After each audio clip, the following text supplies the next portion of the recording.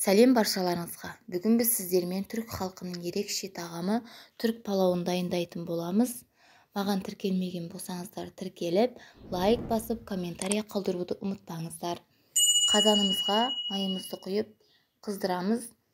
Макаронымызды салып, жақсылап қуырамыз. Араластырып тұру керек, жабысып қалмау үшін. Күрішімізді алдын ала дайындап қоямыз. Жақсылап 5-6 рет жуамыз. Суымыз таза болғанша жуып дайындап аламыз. Осылай араластырып қуырып тұрамыз макаронымызды. Көріп тұрғандарыңыздай міне қызыл түске енді күрішімізді саламыз. Күрішімізді де араластырып жақсылап қуырамыз. Үстіне 1 кесе суымызды құямыз.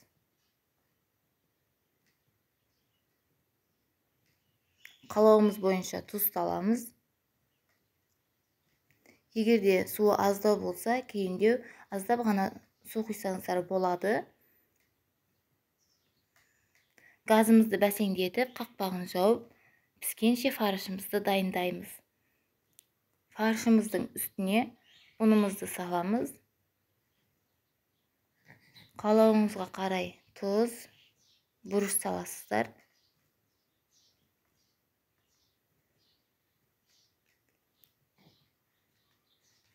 Жұмыртқамызды салып, жақсылап араластырамыз.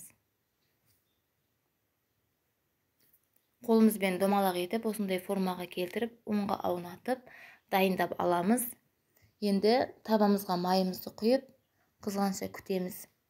Қызғаннан кейін фарштарымызды теріп шығамыз.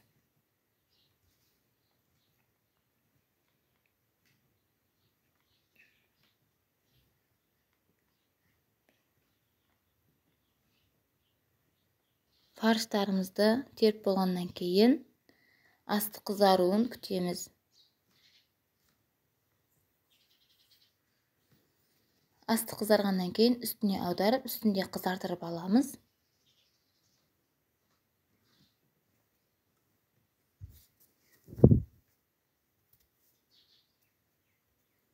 Көріп тұрғандарыңыздай фаршымыз қып-қызыл болып пісті. Енді бұны сәндейміз. Макарон мен күрішімізді арнайы ыдысқа салып, жақсылап үстін қасықпен басамыз, формасын сақтап қалу үшін. Енді ыдысымызға осылай төңкеріп салып аламыз. Фарштарымызды шетіне теріп, қалауларыңызға қарай сәндесеңіздер болады. Алдағы уақытта басқа да рецептер шығаратын боламын. Менімен бірге болғандарыңызға рахмет. Егер рецептім ұнаған болса, маған тіркеліп, лайк басып, комментария қалдыруды ұмытпаңыздар.